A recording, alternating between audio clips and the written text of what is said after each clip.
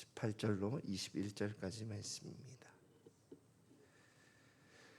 함께 한 목소리로 합독하시겠습니다. 그의 형들이 또 친히 와서 요셉의 앞에 엎드려 이르되 우리는 당신의 종들이니이다. 요셉이 그들에게 이르되 두려워하지 마소서. 내가 하나님을 대신하리이까. 당신들은 나를 해하려 하였으나 하나님은 그것을 선으로 바꾸사 오늘과 같이 많은 백성의 생명을 구원하게 하시려 하셨나니 당신들은 두려워하지 마소서. 내가 당신들과 당신들의 자녀를 기르리이다 하고 그들을 간곡한 말로 위로하였더라. 아멘.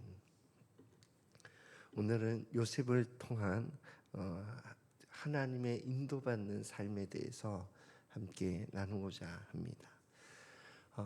요셉의 삶은 하나님이 인도하시는 그 어떤 인도냐면 하나님의 당신의 뜻을 성취하는 것을 위해서 인도하는 삶의 어떤 전형을 보여주는 삶이다, 이렇게 여겨집니다. 그래서 그 당시 요셉이 살았던 당시에 그 하나님의 뜻은 하나님 나라 민족을 만드는 일이었어요.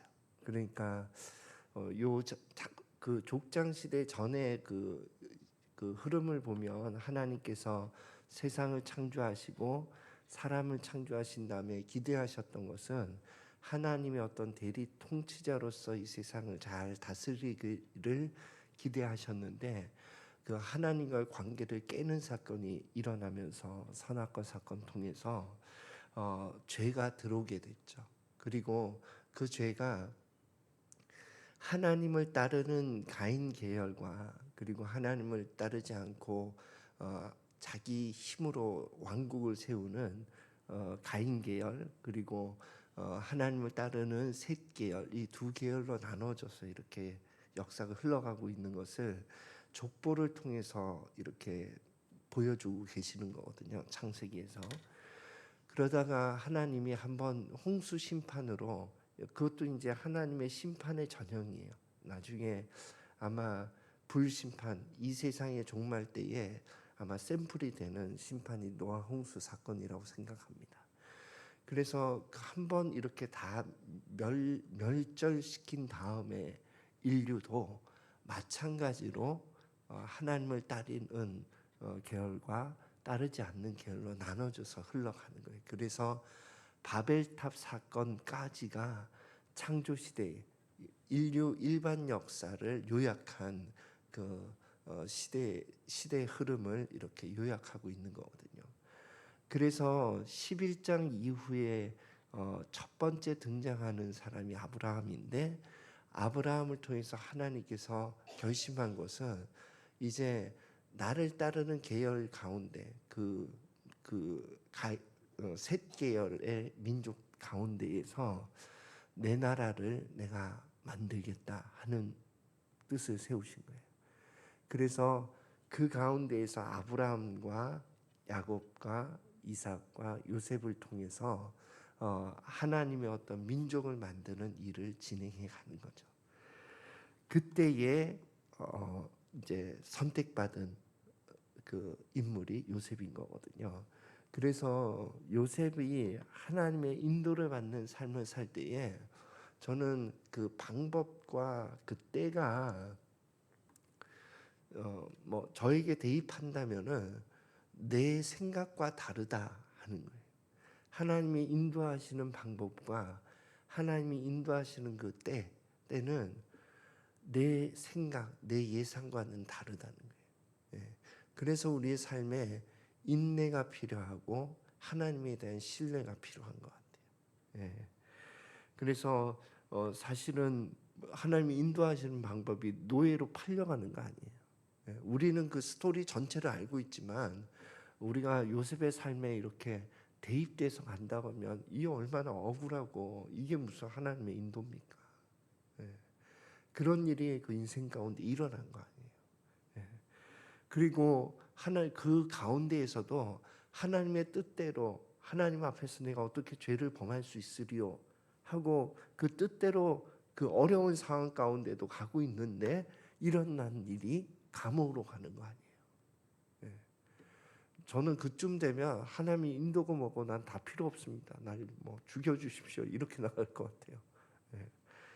그런데 그 이후에도 요셉은 하나님의 인도함 가운데 자신의 삶을 놔둔 것을 우리가 볼 수 있는 거죠. 그리고 이제 그 술 맡은 관원장, 떡 맡은 관원장의 꿈을 해석하면서는 술 맡은 관원장이 풀려났잖아요. 그 꿈을 잘 해석함으로 인해서. 그러면 그때 부탁한 거 아니에요. 나 풀려나면 날 좀 내 사건을 좀 돌아봐 줘라. 나는 무고한 사람이다. 그랬는데 술 맡은 관원자 잊어버렸어요.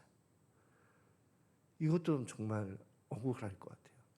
술 맡은 관원장에게도 원망스러운 일이지만 하나님에게도 나는 원망스러운 일이 될 것 같다.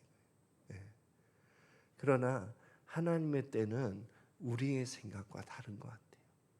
그래서 우리의 생각과 다른 그때에 하나님을 신뢰하고 인내하는 그것이 우리 신앙의 삶에는 꼭 필요한 것 같다는 생각이 듭니다.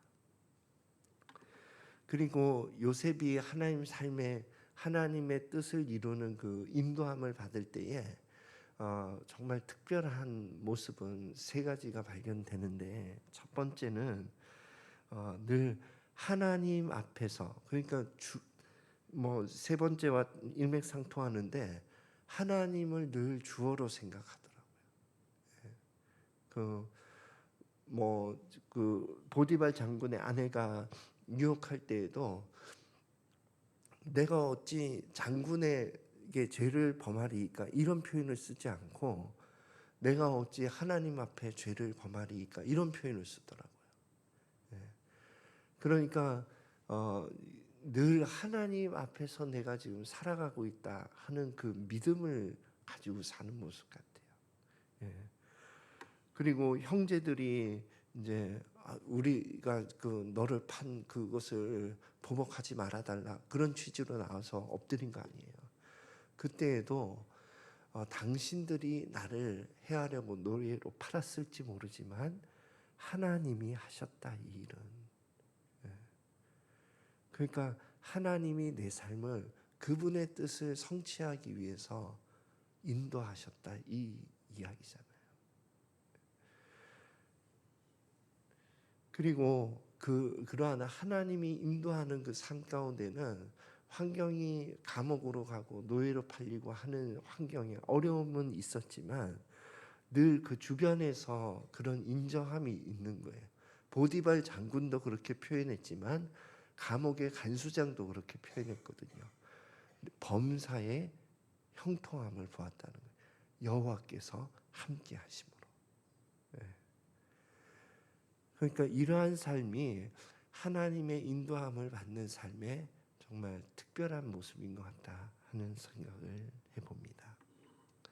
그래서 요셉의 삶을 보면서 저는 이 그림을 이제 중고등부 아이들과 함께, 이게 퍼즐이거든요. 퍼즐인데 한 조각 한 조각 이렇게, 지금은 완성된 그림을 보여드리지만 이 과정에 첫 번째, 두 번째 조각을 할 때는 전체 그림이 뭔지 잘 몰라요. 맞출 수가 없어요. 근데 다 맞춰진 다음에서야 이게 마국간에 예수님이 탄생하는 그림이구나 이걸 알 수 있듯이 요셉의 그 구약 족장 시대에는 예수님의 창조를 통한 구속의 역사 그림이 아직 보이지 않아요. 거기에서 민족을 만드는 것이 어떤 의미인지도 잘 몰라요. 우리는 다 알고 있지만 전체 그림을 보기 때문에. 이와 같이 우리의 삶도 또 거제 소망교회의 어떤 사역도 어쩌면 하나님의 계획 가운데 한 조각이거든요. 우리는 전체 그림을 다 알지 못해요. 이 일을 왜 행하시는지, 왜 이곳에서 하나님께서 내 삶을 이렇게 인도하시는지, 우리는 전체 하나님 나라의 그림을 다 못 보지만 그러나 하나님은 그 모든 그림의 퍼즐 조각을 보면서 우리의 삶을 인도하시는 거 아니겠습니까? 그래서 하나님의 인도하심을 정말 신뢰하면서 우리의 상황이 어떠하든 간에 요셉의 삶을 샘플로 삼아 끝까지 주님의 뜻을 이루는 저와 여러분이 삶에 되시기를 예수 그리스도 이름으로 축원드립니다. 기도하겠습니다. 하나님 아버지, 요셉의 삶을 통해서 우리에게 전하고 싶은 하나님의 마음을 받아 가집니다.